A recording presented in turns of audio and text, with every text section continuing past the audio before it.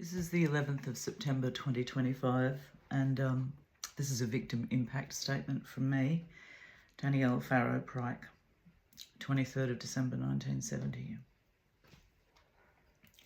It's concerning Timothy James Freedman and Ian Little, and it has only been allowed to happen because there's a failure in Australia to have any legislation whatsoever around the abduction of children from one parent by the other parent.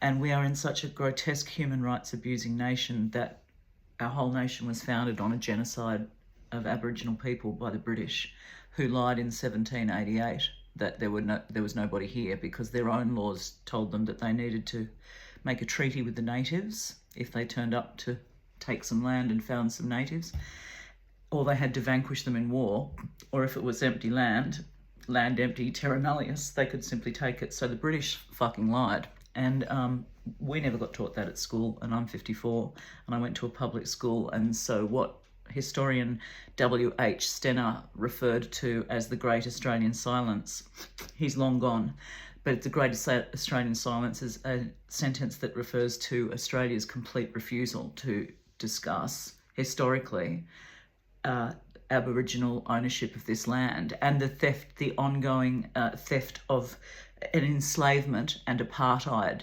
that the British practiced on the Aboriginals, and they practiced it so malignantly and so profoundly for so long that it included using black men as slave labour on sheep and cattle stations all over Australia, and then pushing Aboriginal people off the land where they were still left over, if you like, onto what are called missions. And we have this similar thing go on in Canada and in places and in the USA with the actual owners of the land. And none of these colonising entities, Britain and, for that matter, the Dutch and others, have ever turned around under any of their leaders and said, what we did was wrong, we're really sorry, and here's your land back. So for the first time this week, I know it's off topic because I'm getting to the victim impact. So for the first time this week, I'm proud to be in Australia and of Australia for a long while, because the state of Victoria has just made a treaty with the Indigenous people. All of that was to say that Australia has an historically horrific record of human rights abuse, and one of the most poisonous,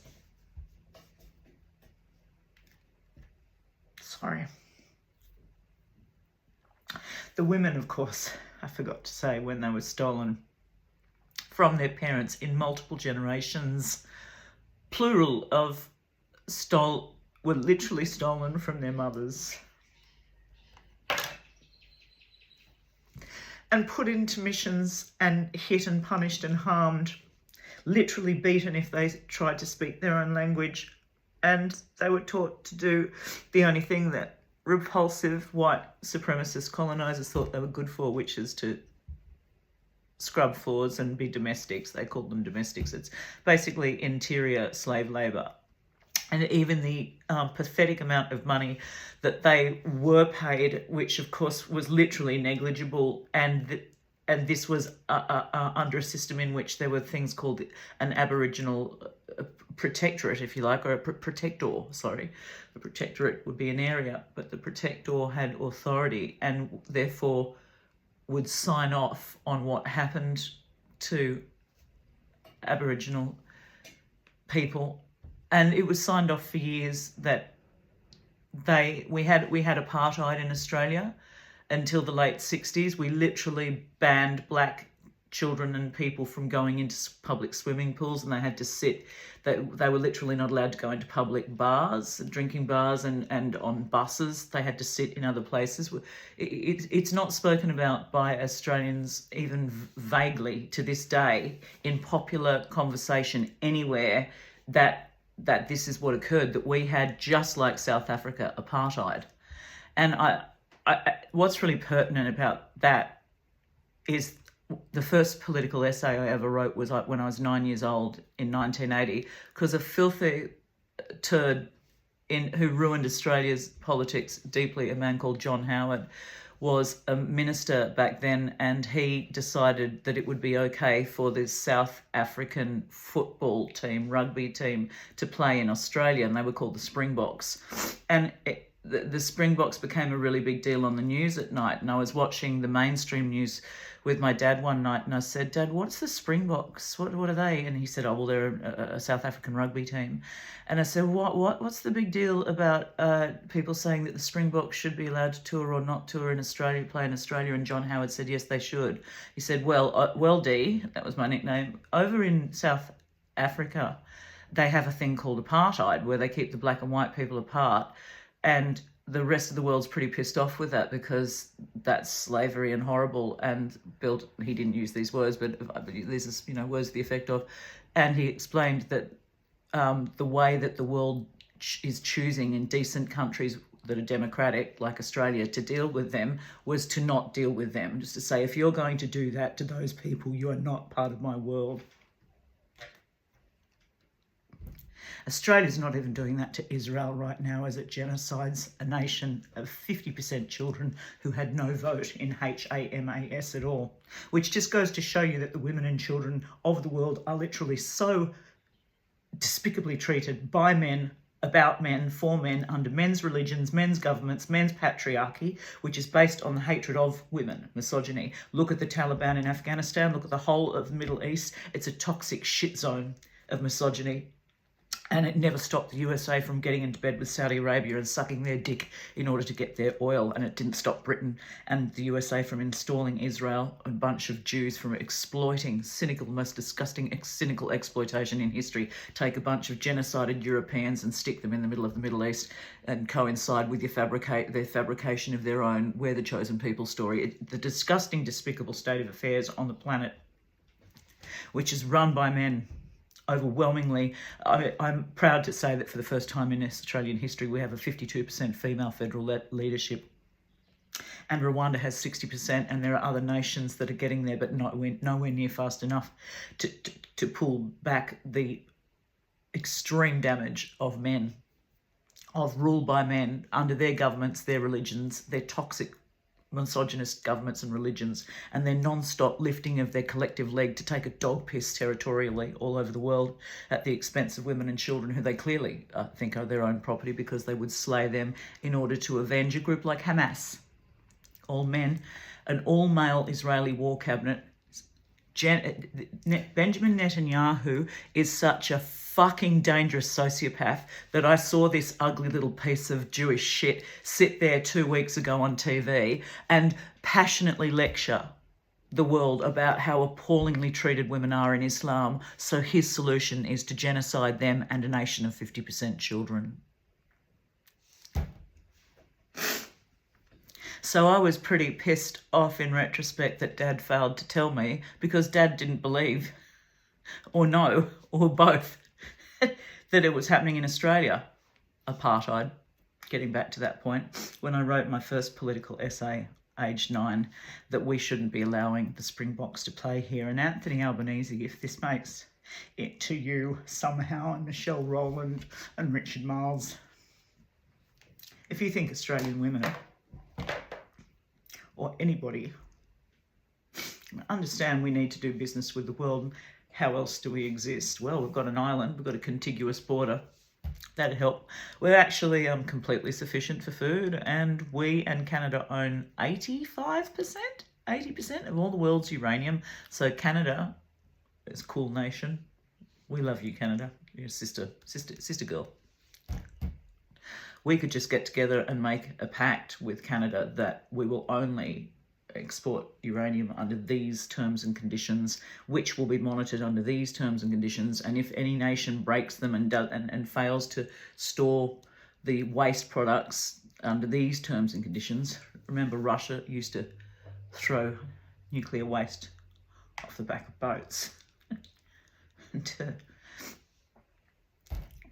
There's so many things we could do, the point of which is that we don't have to actually trade with America. Do we? So last time I looked, I always used to wonder how it was that American farmers were given subsidies under multiple administrations of the American government, and Australian farmers were just literally left to shoot themselves, so many of them suicided, when the non-stop cycle of boom to bust over the ruin of drought would sink farmers, would have them going fine in 1 year and then sink them in 3, 4, 5 year long cycles of drought, caused not the least of which by the fact that Australian white British genocidal settlers, fucking thieves, wiped out 85% of all of the trees here in order to put cloven-hoofed animals and destroy what was an extremely poor quality soil, topsoil in the first place, Australia being one of the oldest and most arid continent on the planet. We all live around the outside, clinging to a tiny little strip near a beach, preferably if we can afford it. And not anymore. It's another thing our Bo and Jim Chalmers, if it manages to make it to you, Katie Gallagher. You can't even do an audit on where the people who own Australian land actually reside. Because last time I looked, we're the only fucking idiots on the planet who sold our houses to people who didn't live here. And if you want proof of that, you can look at some of my videos on Instagram from 2021. Actually, I'll put one up. And it shows that in COVID-19 lockdowns that came on and off intermittently in 2021, I was overlooking Sydney Harbour and flanked by these massive towers all around. And there was literally no lights on because nobody was home, because home was in London or China or America or New Zealand.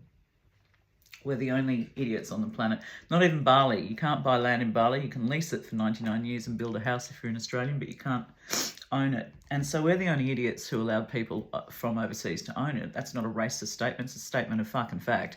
And it's part of another part of the undiscussed elephant in the Australian room is, why aren't we talking about just starting right there? Can we just take a snapshot of who owns what and where they are, and how many houses are Airbnb, and how many people have got how many negatively geared investment properties, which are a 100% tax write-off, when women's necessary expense of returning to the paid workforce, $200 per child per day for childcare fees, is not even a $1 tax write-off. I mean, this is a democracy, and that's how much our governments still treat women like the dog shit of history. Like we're just to be the international business model. The international business model is that women are there for men's disposal as some fun fuck bags. You ejaculate a child into us, and we spend 16 years of unpaid labour raising your future taxpayers, and then you have the fucking hide to charge us to go back to work in a paid job. And that's a democracy.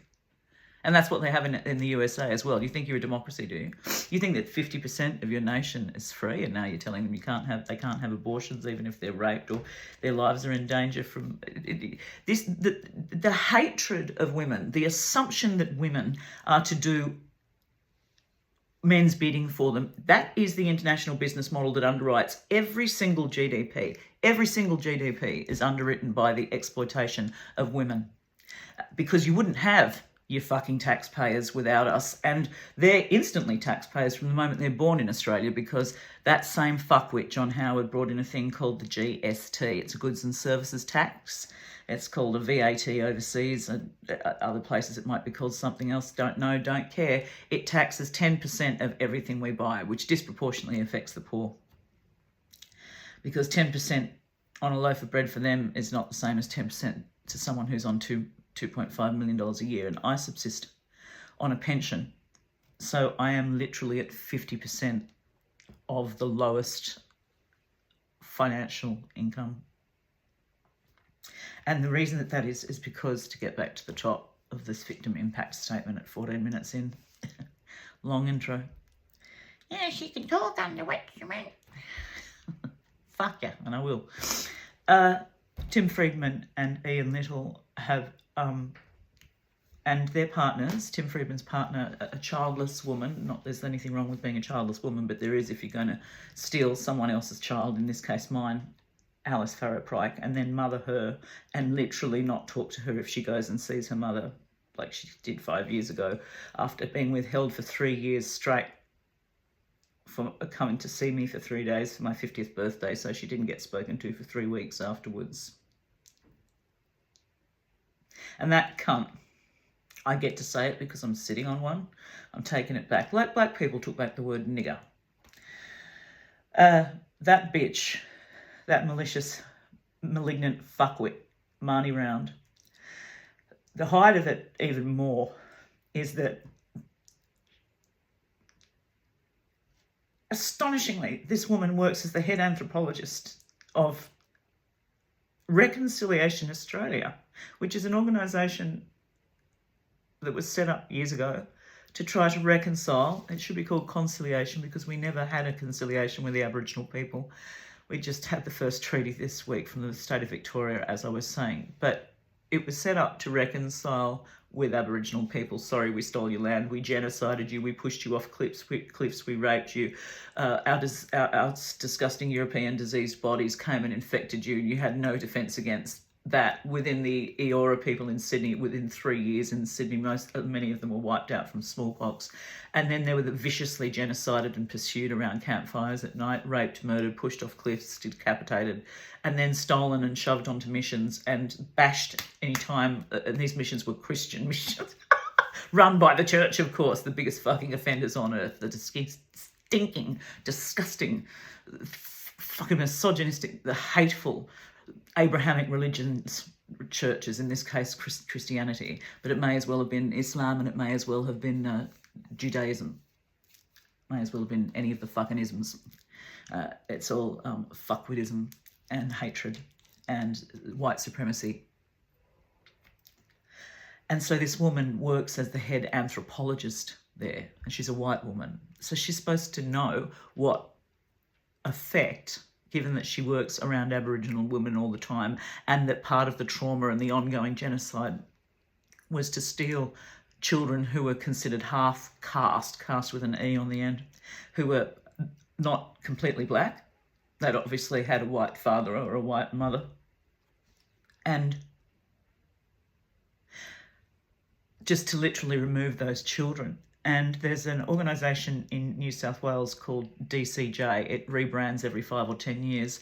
It's the welfare state. And as an excellent lawyer I was listening to on a program, her name's Victoria Malcolm Roberts or Turnbull Roberts.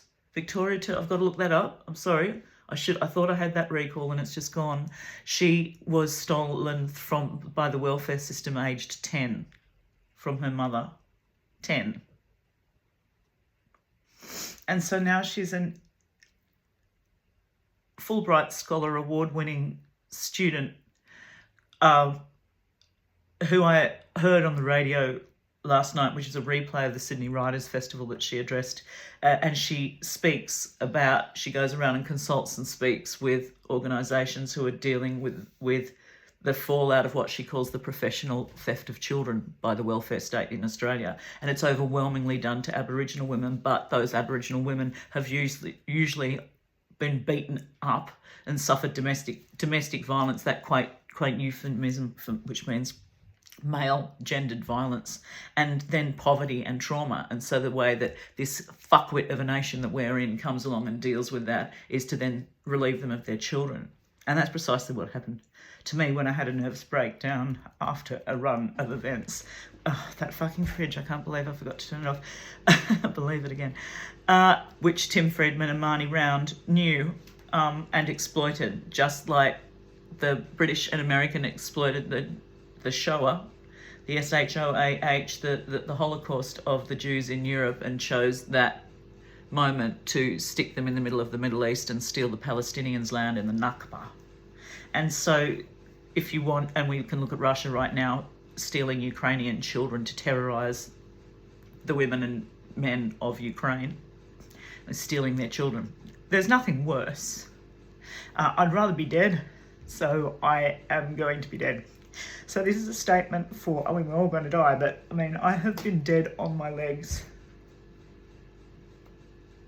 for 7 years because then those two fucking cunts, Tim Freedman and Marnie Round, assisted a man who's abused 3 separate women on the police record of New South Wales, called Ian Malcolm Calder Little, date of birth the 22nd of September 1960, who has withheld my little girl, who's now 13, from me every night and day for 5 years straight since she was 8, with only occasional 3 and 4 hour visits allowed here and there, because there's literally not one authority on the earth that I can go to except the Australian Federal Police, and they won't do it unless it's they won't break down the door to a house and go and recover a child unless you get a recovery order. And that would be impossible for me to get, which Tim Freedman and Ian Little and Marnie Round and Ian Little's ugly dog shit, and I mean that on the inside as well as on the outside. And I get to say, I'm not the world's biggest oil painting, but she's a fucking thing. And her name's Kelly McDonald Payne. And she literally screamed at me in front of my child, who was cowering in the corner of a childcare centre when I came to collect my child with court orders to take her to my house for school holidays. And Ian and Kelly had had told the centre, don't let the mother come and collect her. There's no enforcement of these laws. But once the police are called for trespass, well, they can lock you up. And I've been locked up so many times now that I've lost my ability to trying to see my own children. That's just trying to see my own children when I'm coming there going, hi, I've got some family law court orders, my children are meant to be with me, hand them over. And then Tim Freedman, Marnie aided and abetted by Marnie Round, and then Ian Little aided and abetted by Kelly McDonald Payne, would ruthlessly refuse me, and that scared the children, and the police would turn up. And this systemic violation of my children's human rights, which is a violation under Article 9 of the United Nations Rights of the Child, another Geneva Convention invented after Hitler, because of Hitler, which we see means absolutely fucking nothing, because at the end of the day it's you and whose army. And so it has been for me for 7 years now. My children's lives lost, and they're so used to living without me and toxically turned against me by these men and their version of who I am in my children's minds and hearts and eyes, that my children literally can't remember living with me anymore and have been taught that I'm just that fucking thing that's somewhere down there dying. Just ignore her, she's crazy.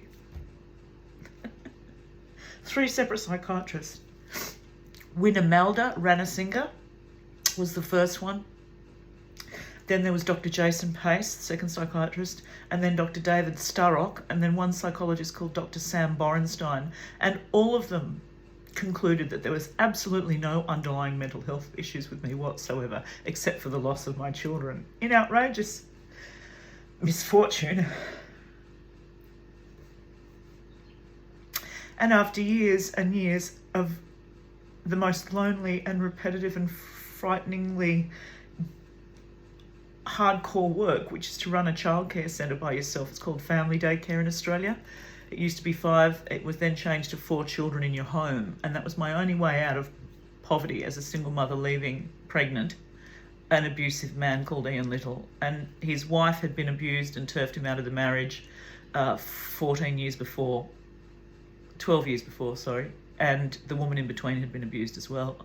And there was evidence that was completely admissible, and yet after 2.5 years in the family court with the correct judge, Dale KEMP, we got this piece of malignant shit, this dangerous toxic fuckwit called Leanne Turner, and she blew in from Brisbane. She ruled in the trial, cut it from 4 days down to 2, and ruled out of evidence on advice of a fuckwit called Lucia Vardanega. None of these women seem to have any comprehension that this is November 2016, that my mother had just died on the 14th of June 2016, Julie Alice Farrow-Pryke.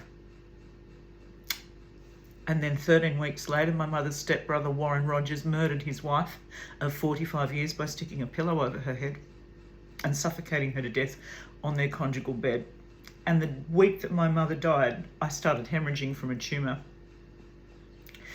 which started in my uterus, but it prolapsed down into my cervix. So 24/7 I was bleeding blood clots the size, literally gelatinous blood clots the size of your hand. And the 5-week wait list by the time I got it grew slowly, but it became worse. And this all happened as the November 2016 trial date came up, even though I'd initiated the court case in March 2014. And it doesn't matter who the moving parent is, the parent who brings a court case.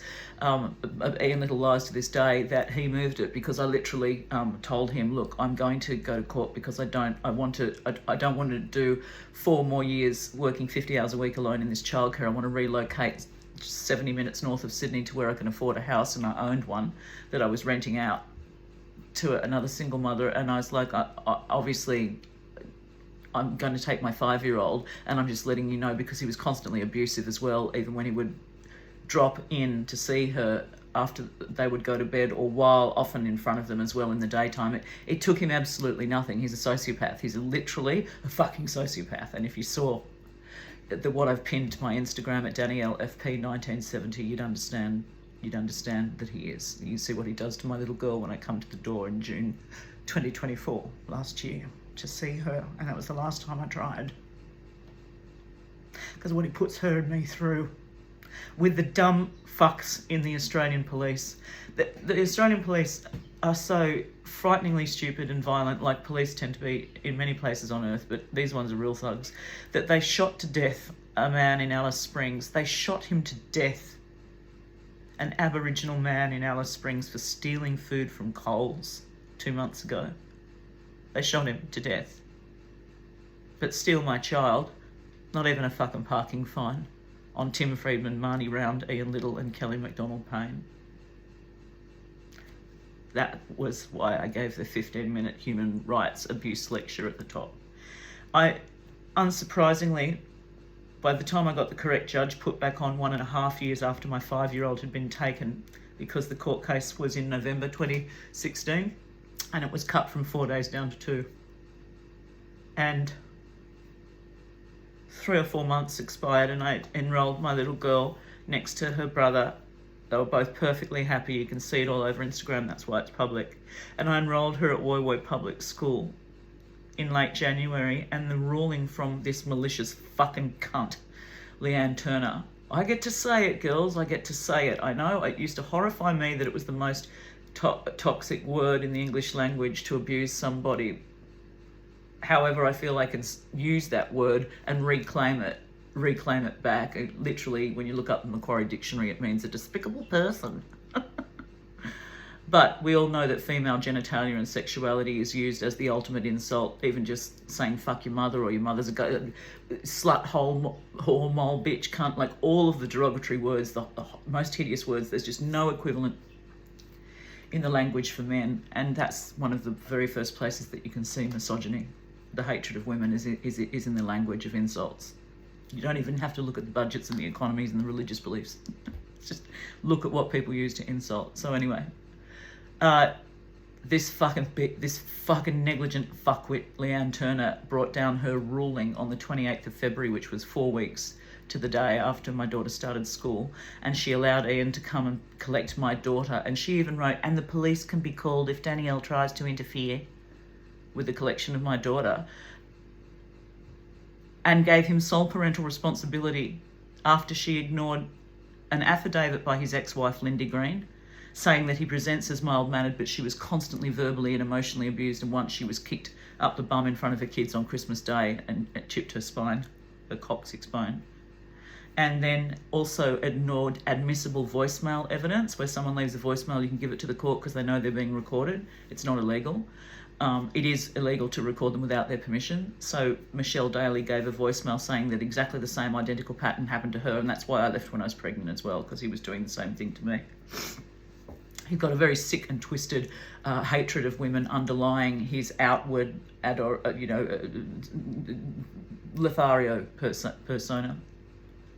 An intelligent man, theoretically, is capable of holding a decent conversation, good sense of humour, speaks French, reads books, plays a great guitar. So, like, this looks like a normal functioning person, and that's...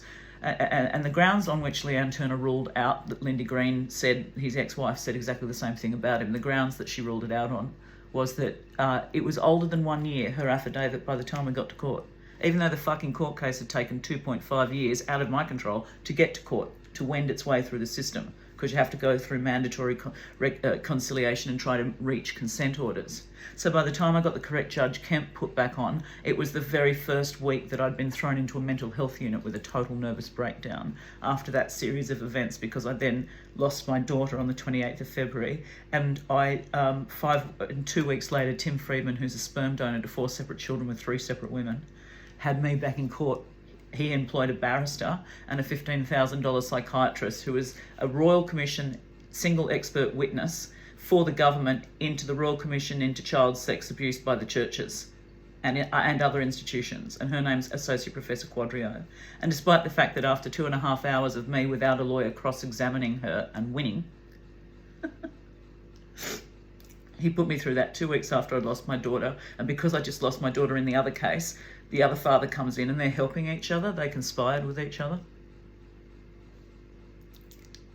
So Tim Freedman and Marnie Round conspired, helping a known domestic violence perpetrator called Ian Little. And they knew it because I sent Tim the evidence. He had all the evidence and he didn't give a shit. He was happy to help a DV perpetrator called Ian Little to take my 5-year-old child from me after I spent 50 hours a week and 4 years working my ass off running alone a childcare centre to stay near Tim Freedman and Ian Little in Sydney, because that's what this nation does to women. I couldn't go back to a paid job with my university communications degree because where was I going to find the money for childcare?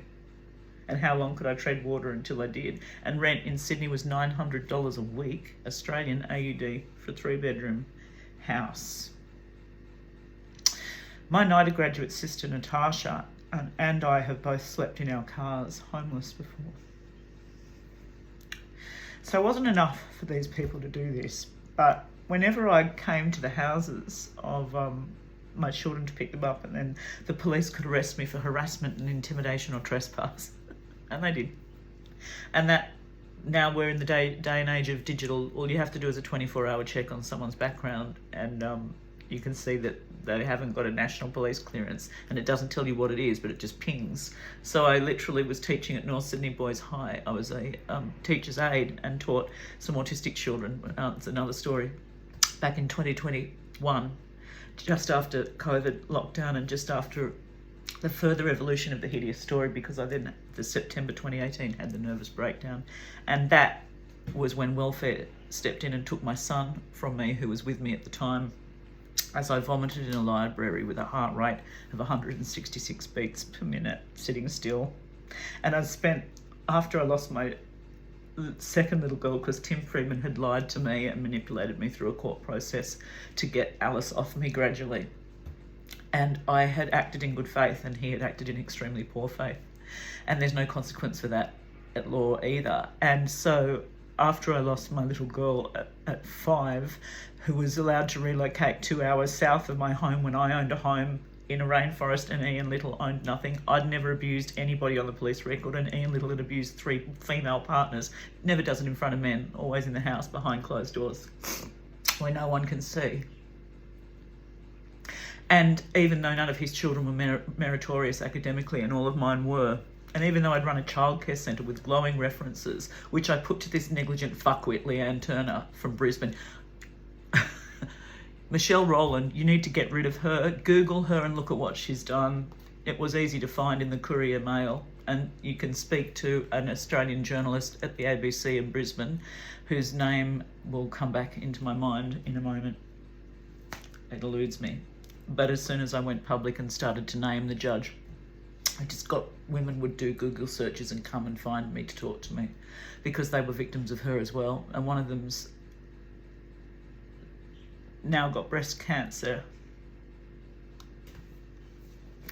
Don't know whether she's dying, but she's refused chemo, and her 19-year-old son, Leanne Turner, compelled her to sell her house to pay.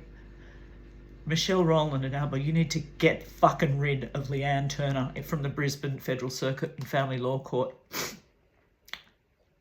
She compelled a woman to sell her house to pay for her ex de facto's debt with the ATO that the de facto raised before he got to the relationship with the woman. And she was a single mother working from a hairdressing shop in her house so she could be there for when her son came home. She no longer has a home. In another spectacular fuck up, because this woman's a fucking filthy cunt of a human being, Lucia Vardanega, you're no better. You fucking let it happen. You're the family report writer. You let it happen. In another case, she awarded a man who'd raped his own 2 biological daughters an extra $500,000 in the resulting divorce settlement because he was, quote, going to need it now he was on a sex offenders register. No shit. You toxic fuckwit, Leanne Turner. You're a toxic fuckwit. Fuck, if I could put a bullet in you, I would. Don't think I'm joking. If. You'll keep.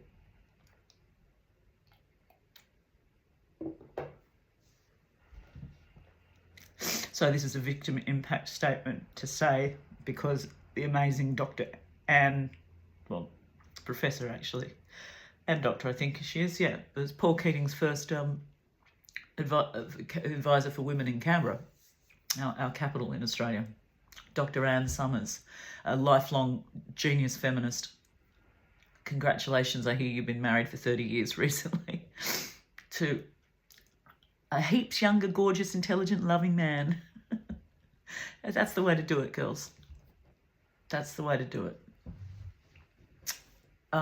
She made sure that the New South Wales coroner was obliged to report any time a woman died by suicide, whether she'd been a victim of domestic violence. And I have, at the hands of Ian Little and Michael Ives, who's deceased. And Tim Freedman and Ian Little conspired with each other to take my daughters from me as my mother died. My godfather murdered his wife. He'd been like my uncle. He was, thank God he wasn't by blood, but he may as well have been, because he'd been my mother's stepbrother and they'd grown up as if they were brothers and sisters. Her mum died early, so my mum's mum died early when mum was only 10. So his mother had taken her in because the same thing had been done by her family for his mother, Auntie Francie.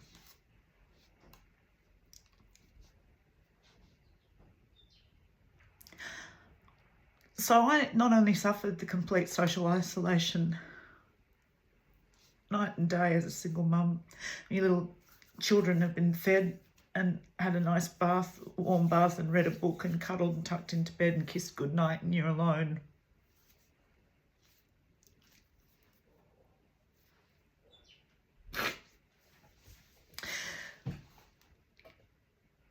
Oh.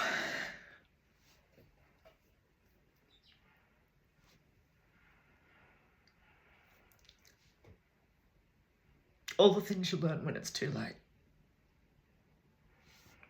And then to be alone, like not even have the camaraderie that someone at a dead-end office job has around the water cooler. Hi, Jim, how was your weekend? You know, like not even that in my workplace, because they were all prelingual babies who would do pooey bottoms, and that's stress of that job because there's nothing more important on earth than people's children to them. So if I fucked up at all, it could have been catastrophic. And so that level of stress when you're by yourself, you've got 4 kids and there's high chairs and tables and cots and you know, they all sleep at different times and cry at different times and poo at different times. I had it down to a fine art after 4 years, and I had glowing reviews, and this stupid piece of shit, Leanne Turner, the judge, still didn't even, and Lucia Vardanega ignored all of it. How do you fucking do that? Really, a lot of misogyny as well is perpetrated by women. It's inbuilt because women, there's a sort of a lot of, if you're a strong woman, and I look back at it because I've done the whole, I subjected myself to Jordan Peterson's 12 steps to, you know, better your life and all that, and the pull yourself up by your bootstraps. And I liked his analogy about, is it Solzhenitsyn, the Russian author, who did a rigorous check on his life as he'd been thrown in a Russian gulag, and he was trying to do an audit essentially on how much culpability he had played in his life, like what was within his control and what was without his control. And I know that when I was younger, particularly if you love someone and they don't love you back, and if you're deeply attracted to them in ways that cannot, I'm not even going to strive to do the whole, how do I love thee? Let me count the ways thou art more, all of that. When you're young, it's romance, you fall in love, other person doesn't love you back. It's only when you're older that you learn that that's the time you walk, because it's never going to change. But I had ample warning with Ian, but I didn't have any ability to take the pill, so I used a different method of contraception, and I sustained multiple abortions, which hurts your soul if you're a loving person, because even if the child's not planned and not wanted, I mean, I knew Ian was catastrophic with money. He was so violently opposed to paying for his own share of anything, or even $1. He was constantly like, you rip me off, what do I need? He was psychotic. One night he phoned me up. One day he phoned me up. Oh, we're going to that restaurant in Bondi tonight. Yeah, aren't we? The good Thai one. Yeah. You remember to bring cash, won't you? Because they don't use FPOS. They don't take FPOS. You got to use. Yeah. Okay. Yeah. No. Thanks for that. Remember. Good point. No, remember to bring your cash, because they don't take FPOS. I moved in with him at this stage in 2010, and mainly to please the terms and conditions of Tim Freedman, who I had agreed to relocate to Sydney when Alice started school at 5, so that he didn't have to drive so far, and I had done that out of the goodness of my heart. I didn't have to, because I was already 55 minutes away from him in Avalon, from Avalon to Newtown, and so I was only going an extra 15 minutes up the road. And when the woman pointed that out to him in the family law court pre-trial mediation period, he was like, oh shit, yeah, okay, Alice is 3 and it's only 15 minutes extra drive, and the judge is never going to give a 3-year-old child and take her off her mum and give her to me, and I'm a sperm donor. And so he finally got it through his head that he wasn't going to get his way, and so he manipulated and lied to me that he couldn't travel because he had a bad neck, a bad this and a bad that. And also I was very fond of his mother. His mother and I got along like a house on fire, and of course that was out the window as well. I never saw her again after the litigation began by him when my daughter was 3.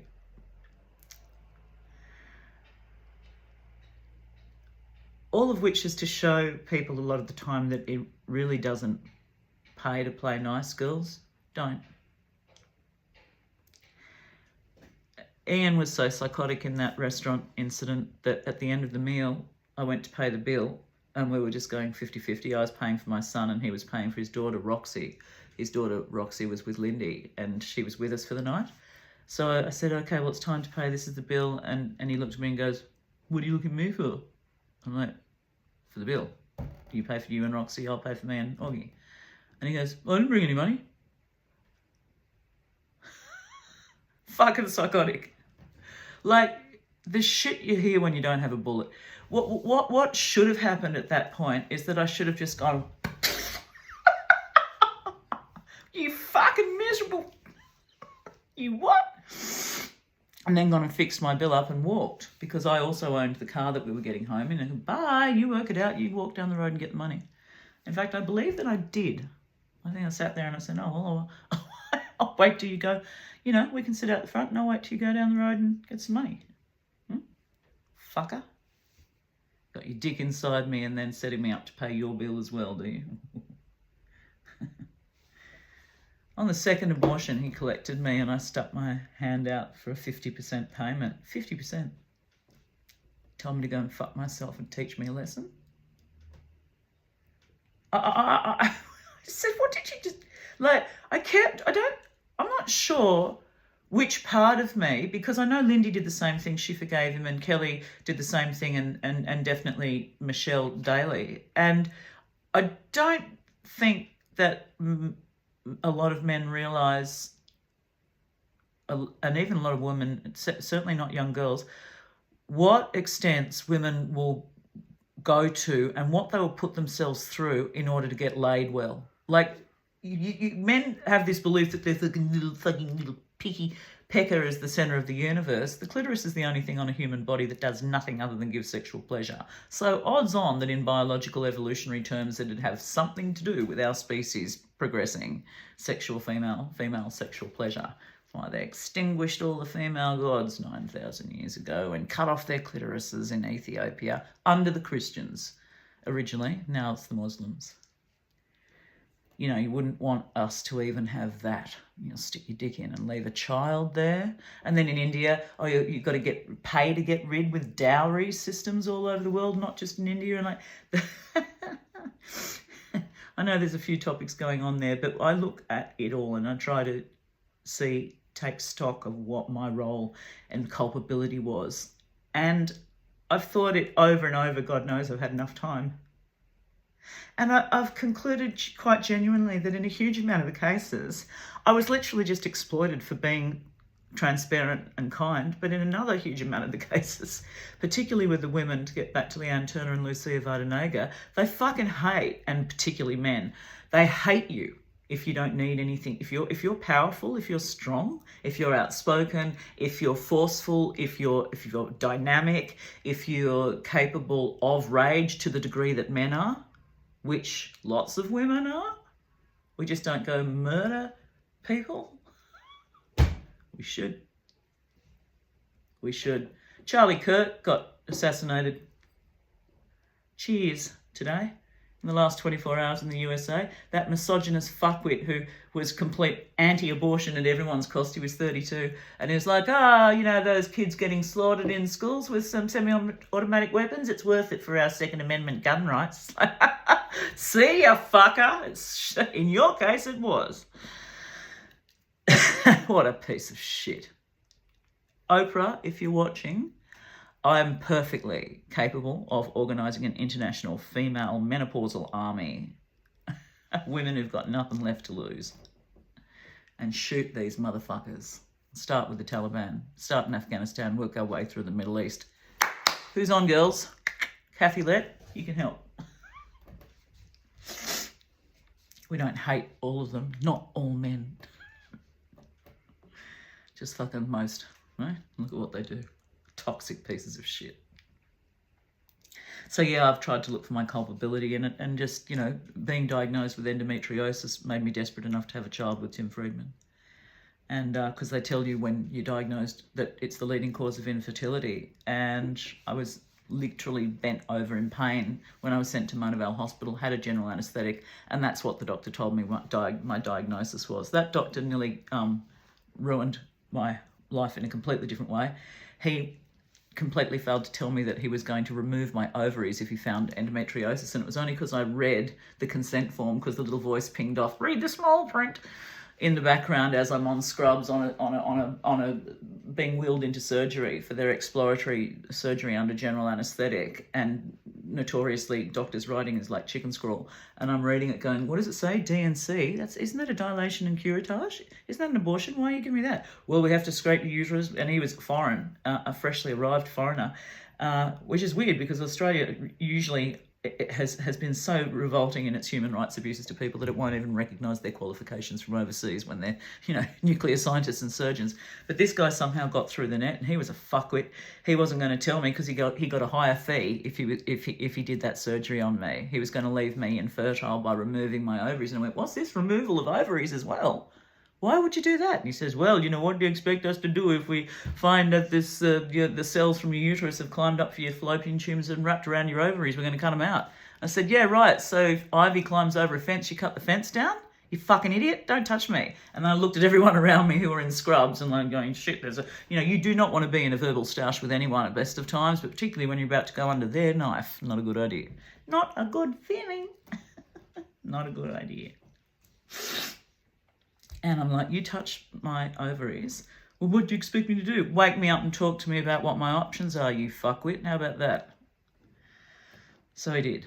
And so I took Chinese medicine and I actively interviewed men I knew who I was friends with, who I thought would make good dads. And then I accidentally came across Tim when I was taking out an old boyfriend one night to ask him. And Tim made a remark about children. there was some on the TV screen in the pub, and I said, oh, if you love them that much, maybe you should have one with me. And it was a throwaway line. And he said, maybe I will. And the two people who were sitting with us either side of us were going, what's going on here? Is this an in-gag? Is this an in-joke? And in the end, you know, it sure was a joke. He played me. He didn't tell me at the same time he was taking me through court with Alice when she was 3 years old in 2008 that he'd knocked up a woman 900 kilometres away down in Melbourne called Louise Braithwaite. He didn't tell me. And he's just a fucking liar. You know, and so you look at the bullshit that comes out of Jordan Peterson's mouth about, take responsibility for your life and blah, blah. That guy relocated he relocated out of Canada into Europe because he got so fucking addicted to the same shit that I did to manage anxiety and nervousness and depression called Xanax. It's GBH blockers in your brain, and they work really well. But and then his wife got cancer and he grew suicidal. And Canada said, no, get fucked, you can't have that many drugs, we're not giving them to you. So he moved to a place that would, after lecturing the world on how they really just needed to pull themselves up from their by their bootstraps. It's fucking funny, isn't it? It's not. It's fucking not.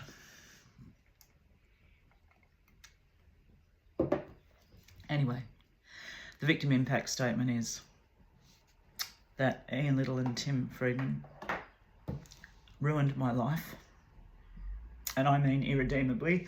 There's not a single moment in the night or day when I'm not so savagely depressed that I'm now on a pension. And because of all of the times I came and got arrested, 5, trying to collect my children, got put in a feces encrusted cages overnight in jail, ruined my ability to work, got me fired out of the public school system because the DET in New South Wales, the Department of Education and Training, went to pay me at North Sydney Boys. And it triggered that I was on a national police, flash, like if you've got a record of any kind. And so they just very politely, because they respected me immensely, walked me off the premises. I taught a class there, speaking of Jim Chalmers, speaking of the stupidity of this nation and the productivity that you need if you want to change gains for productivity. 50% of all adults in the Northern Territory have a police check against them. In a lot of cases for not paying a speeding or a parking fine, and after 12 weeks that cancels their licence, and then they drive their car, the police pull them over, it's a criminal offence at that stage, and bam, no more work. I'm now not allowed to clean a hotel room in Australia or drive an Uber with my qualifications, which is only 1 tertiary degree and other people got 5, admittedly, but with my ability, my potential, I'm not allowed to drive a car because they cancelled my licence due to $6,000 worth of court fines for the AVOs that Tim Freedman and Marnie Round and Ian Little put on me.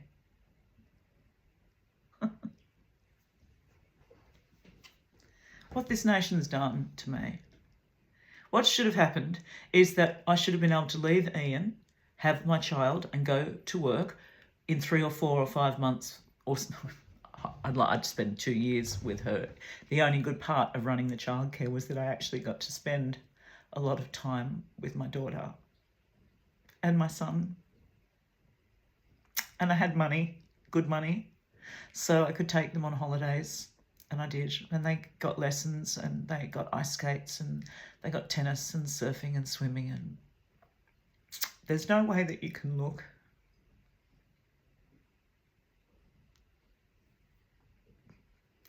at those videos and not see that those children were deeply loved. Affection and education and music and playfulness.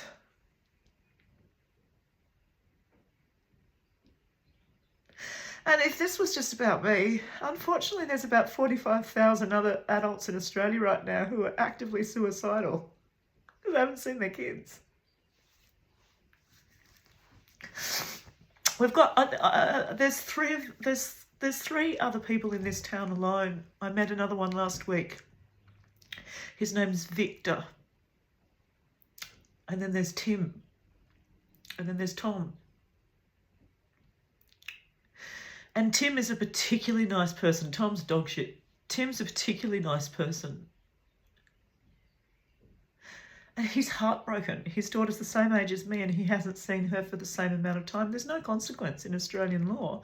And down at the Australian Bureau of Statistics, there's no one correlating any data as to who out of the 9 Australians a day who kill themselves, adult or not adult, have been adversely affected by the family court. No one's measuring it. There's no data. I mean, Jim Chalmers and Tanya Plibersek, you've been a rock.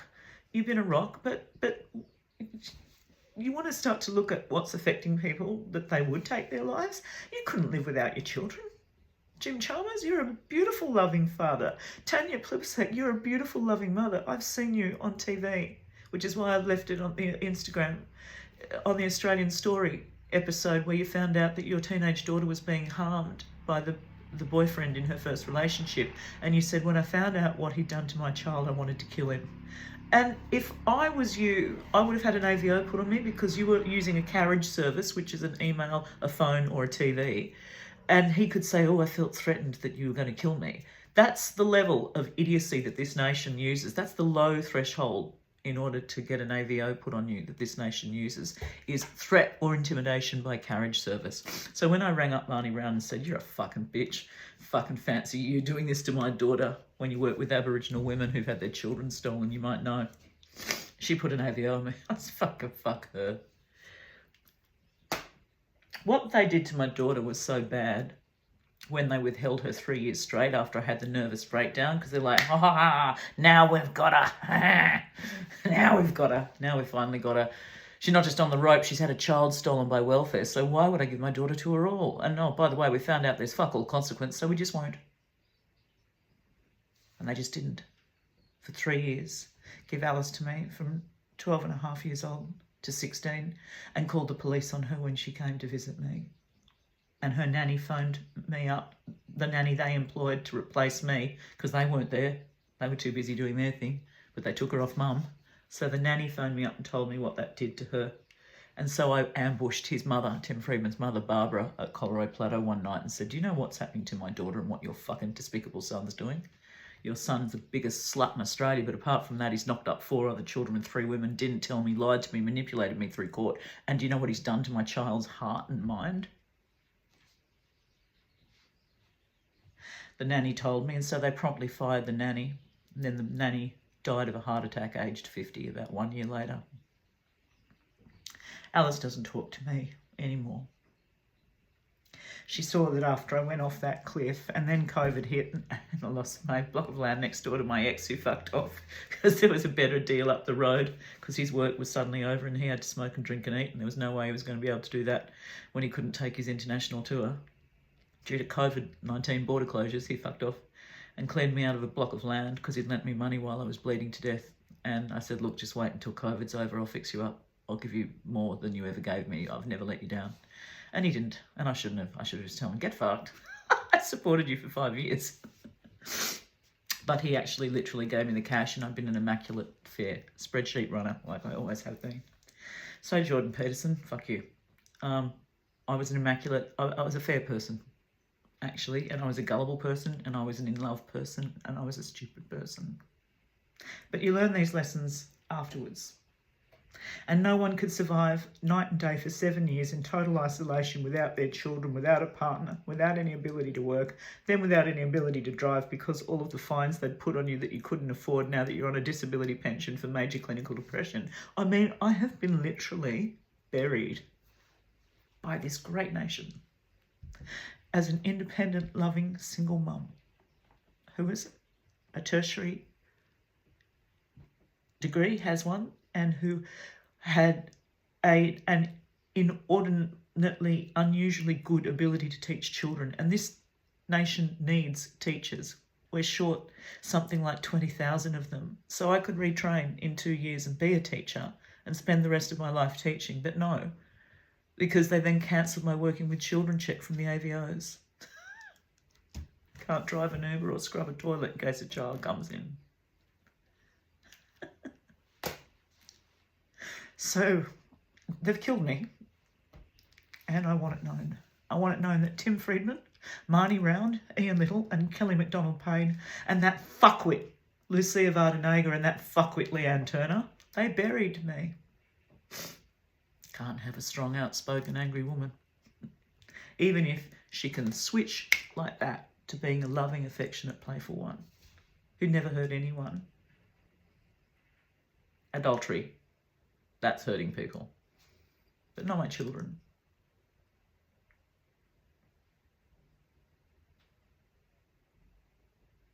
There's nowhere left to go. The isolation alone would kill you, and has, but the pain in my heart.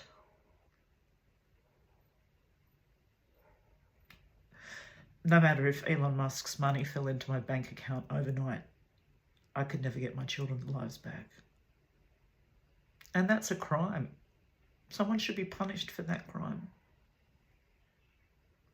Leanne Turner, Lucia Vardanega, Ian Little, Marnie Round and Tim Freedman and Kelly McDonald Payne. They should be punished. Oh, there's a lot of them.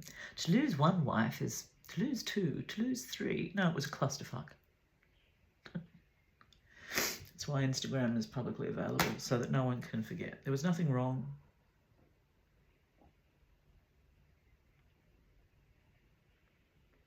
I kept a smile on. I didn't even drink until after all of that, what I've just described to you happened, and I lost my land and my partner, and no one told me that my own sister, Elise Johnson, had tried to then give away my son to an unknown foster carer. So DCJ stepped in and placed my son, whose father had died, with the perpetrator, Ian Little. And then he withheld my children and called the police and tortured me to death, alongside Marnie Round and Tim Freedman.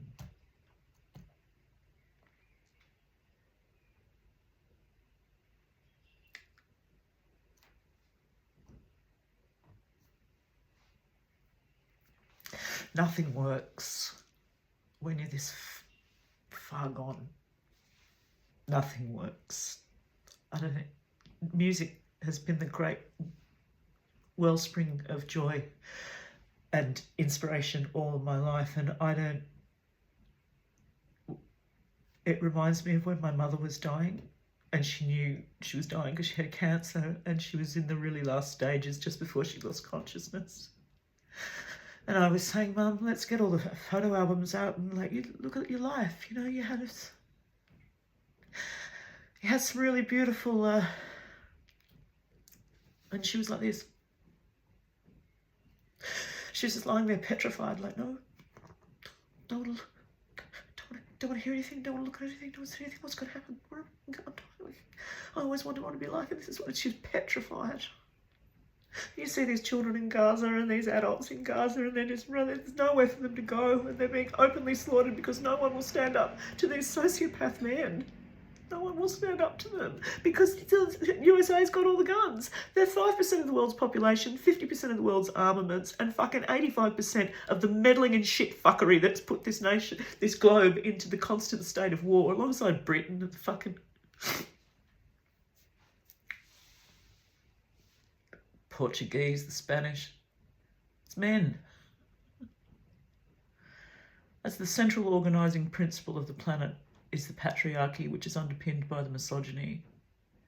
And their business model is just to exploit women's unpaid labour as bags to fuck and bring up their kids for free to underwrite their GDPs. Fuck you. Pay us, you stupid, miserable pieces of fucking shit.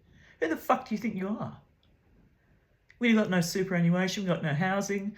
Our CVs look like shit because we were single mums, or we were mums who just couldn't afford 2 kids, $400 a day childcare fees in Australia. That's $2,000 a week, $100,000 a year, which is $500,000 fucking dollars, non-tax deductible by the time they get to school. Fuck off. Democracy. Yeah, Australia, you're standing in it. And you stood me right in it.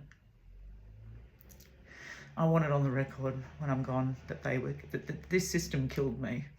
The system of no provision of affordable childcare or housing killed me.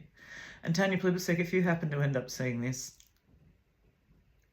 you knew at the time, and you were professionally obliged, as I was not to say, that your husband was running DCJ at the time that they took my son. He was second to the Minister Natasha McLaren Jones, and he was the top of the Department of C, Communities, and J, Justice, making international headlines because he had done 3-ish years in an Australian jail for the importation of heroin when he was 17. And then he'd cleaned his act up and met Tanya at university, and they got together and had a great marriage and a great life. But he got forgiven for importing heroin, and it didn't affect his record so much that he could actually head up the Justice Department decades later. But I didn't get forgiven for having a perfectly understandable nervous breakdown, incorrectly diagnosed too. And I think in other broadcasts I've told you the story about how one of the psychiatrists who incorrectly diagnosed me was a woman, an Indian, and her surname was Reddy, R-E-D-D-Y. And then 5 months later I was watching the TV and I saw that her sister had been murdered. Her sister was a dentist and went to a dentist conference, and of course the jealous ex didn't want her to break up with him, but she let him down politely, so he butchered her body and left it in the back of her car. And then, like all good little Jeffrey Epstein sociopaths who won't and refuse to control their fucking outrageous male entitlement and anger towards women, after he butchered her, and after the psychiatrist Reddy had worked out her sister wasn't coming home for dinner because she said she would, and then she wasn't there and no one could find her, and worked out the sister was missing, she got onto Facebook and got onto the guy who was the ex-boyfriend who was attending the dentist conference, and then got onto his family in India, like, your son was the last person to see my sister, you know, she's missing, she's not home. Of course he knew the game was up, and he accelerated the next night into the pathway of an oncoming Mack truck out the back of Tamworth. Killed himself. She and the other psychiatrist, Dr. Gavin Angus Leppan, it's a hyphenated surname, Angus Leppan, those two fuckers misdiagnosed me.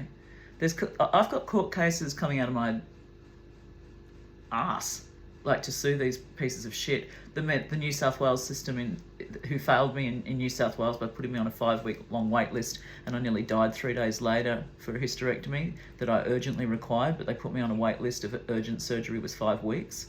So I nearly died 3 days later and lost my house to pay for it in the middle of everything I just told you before. And Tim Freedman knew. Complained that I couldn't take a train ride because I was bleeding. So I think the next thing I'm going to stick up is a montage of the blood, because men need to look harder at what women go through. Not like it's going to give them a slightest bit of respect because they're fuckwitted. They hate us at heart. Germaine Greer was right in the 70s, girls. Most girls and women have no idea just how much men hate them. See ya.